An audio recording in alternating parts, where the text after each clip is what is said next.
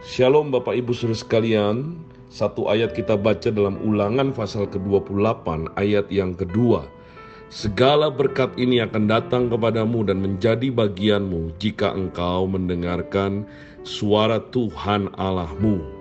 Di ayat ini ada satu perkataan, yaitu berkat akan datang kepadamu, kepada kita. Semua kita pasti rindu dan mau menerima berkat Tuhan. Amin.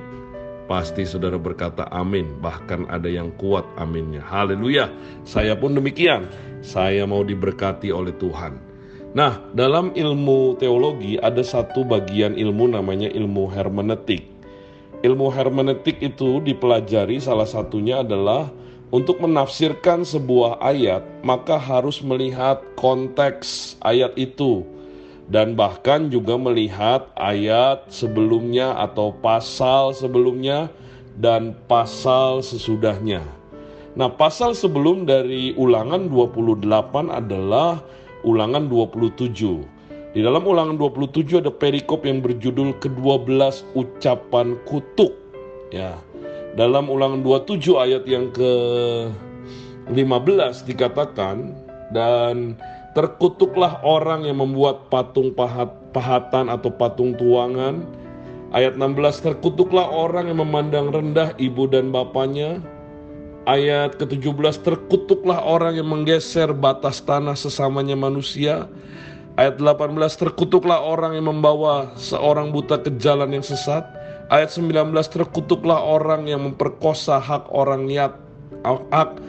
asing dan anak yatim dan janda, dan seterusnya sampai pasal ke-26. Artinya, kalau kita ingin mendapatkan berkat Tuhan, maka kita harus berlaku benar, berlaku adil, hidup di dalam kebenaran. Ketika kita hidup di dalam kebenaran, menjauhi kutuk, menjauhi yang tidak adil, melakukan sesuatu yang berkenan di hadapan Allah, pasti berkat Tuhan akan datang dalam kehidupan kita. Tetapi, apakah berkat yang sesungguhnya? Apakah harta di dunia ini?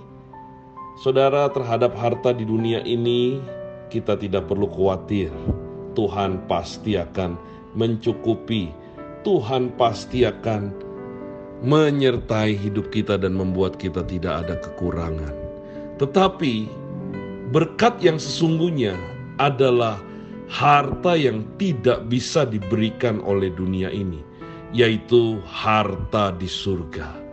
Tuhan yang berkata bahwa kita harus mengumpulkan harta di surga. Dalam Matius 6 ayat 19 dikatakan, janganlah kamu mengumpulkan harta di bumi. Di bumi ngengat dan karat merusakkannya dan pencuri membongkar serta mencurinya. Ayat 20, tetapi kumpulkanlah bagimu harta di surga. Di surga ngengat dan karat tidak merusaknya dan pencuri tidak membongkar serta mencurinya. Apa itu harta di surga? Yaitu ketika kita memindahkan hati kita mencintai hanya Tuhan saja. Kita mengingini Tuhan saja. Tuhan itu cukup dalam hidup kita. Kesenangan kita hanya Tuhan, tidak ada yang lain.